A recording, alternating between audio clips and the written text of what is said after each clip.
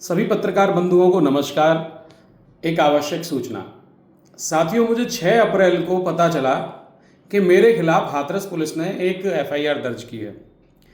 Paper के माध्यम से एवं कुछ खबरें वायरल होने लगीं, तो मैंने जानकारी की तो पता चला कि 4 अप्रैल को हाथरस पुलिस ने मेरे खिलाफ एक मुकदमा दर्ज किया, जिसमें बताया गया कि मैंने चंदपा थाना क्षेत्र के अंतर्गत मीतई में एक महेंद्र कुमार शर्मा जी हैं शायद, उनके साथ मैंने मारपीट की और उनके परिवार के साथ मारपीट की और उनके जबरन प्लॉट में कब्जा करने का प्रयास किया। लेकिन असल में हंसी की बात है या हंसी का पात्र बन रही है हाथरस पुलिस कि मैं 4 अप्रैल को हाथरस में नहीं था, मैं दिल्ली में था। और उसके मैं आपको सारे साक्ष्य दिखा सकता हूँ। नंबर 1, ये मुखिया मार्केट जहाँ मेरा कार्यालय है, जहाँ मैं मौजूद हूँ, मैं हाथरस में नहीं, मैं दिल्ली में मौजूद था। इसके उपरांत ये सारी कॉल्स मैंने आप देख सकते हैं, मैंने एसएचओ हाथरस से भी बात की है और भी लोगों से बात की है, तो उनकी भी लोकेशन यही बताएगी। और ये एफआईआर है जिसमें दर्शाया गया है कि 4 अप्रैल को मैं हाथरस गया हूं और 4 अप्रैल को ही तहरीर दी गई है। तो इसे मैं ये सोचूंगा कि इतना चिढ़ हाथरस पुलिस मुझसे चिढ़ रही है, मैं मानता हूं, तो क्या अब अपने पद का दुरुपयोग करेगी?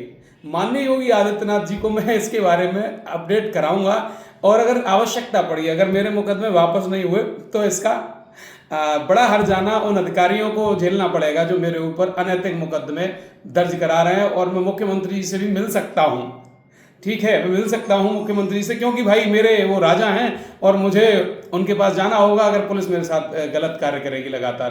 क्योंकि मुझे पता चला, सीसीटीवी भी है मेरे पास, मैं यहाँ पे हूँ, उसकी भी मेरे पास सारी जानकारी है। लेकिन इससे साफ हो गया कि हाथरस पुलिस किन्हीं राजनेताओं के साथ मिलकर मेरी छवि को धूमिल करने के लिए एवं जो मेरी बढ़ती हुई लोकप्रियता है, जो मेरे क्षेत्र के लोग हैं जो मुझे प्रेम करते हैं, आशीर्वाद देते हैं, उनको भटकाने के लिए, उनको गुमराह करने के लिए वो नेता डर चुके हैं और मेरे ऊपर फर्जी एफआईआर कराए जा रहे हैं।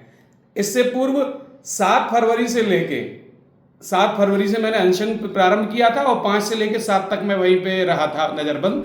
तो 7 फरवरी से लेकर 7 मार्च के बीच में मेरे ऊपर फर्जी मुकदमे 4 लिखे गए।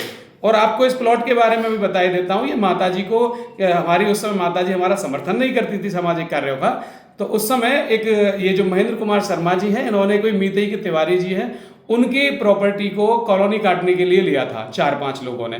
तो माताजी से उन्होंने ब्राह्मण होने के नाते उनको अपनी बातों में फंसा लिया कि ये 3 रोड हैं और 3 रोड बताकर उन्हें बैनामा करा दिया और बैनामा कराने के बाद बाउंड्री बना के छोड़ दिया। अब उन्हें आवश्यकता पड़ी तो वो ठेका देके यहीं दिल्ली में 40 किलोमीटर मुझसे दूर रहती हैं, तो वहाँ उन्होंने उसको ऑर्डर किया। तो वो बाउंड्री सड़क के किनारे थी, उसमें 3 सड़कें बताई गई थी। ऑलमोस्टली जितने भी कॉलोनी के जो प्लॉट लिए गए हैं सबको वो मेन सड़क बताई गई है। लेकिन आपसी इनमें विवाद हुआ, 3 साल पहले प्लॉट लिया था, आपसी इनमें विवाद हुआ, तो वो सड़क का बैनामा शायद महेंद्र कुमार शर्मा जी ने अपने नाम करा लिया जब इन लोगों में लड़ाई हुई। तो उसी दौरान जब वो बाउंड्री सड़क की गिर गई नींव खोदने के समय पे, तो उसमें पिलर लगाने की बात माताजी से मिस्त्री ने बोला, तो माताजी ने आदेशित कर दिया कि वो सड़क धंस न जाए, इसलिए पिलर लगा दो, क्योंकि वो हमारे ही काम आएगी।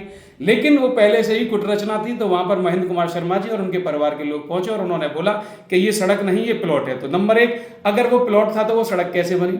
अगर वो प्लॉट था तो पूरे कॉलोनी के प्लॉट वालों को क्यों दर्शाया गया कि वहां पर वो सड़क बनेगी, मेन हाईवे से गेट बनेगा?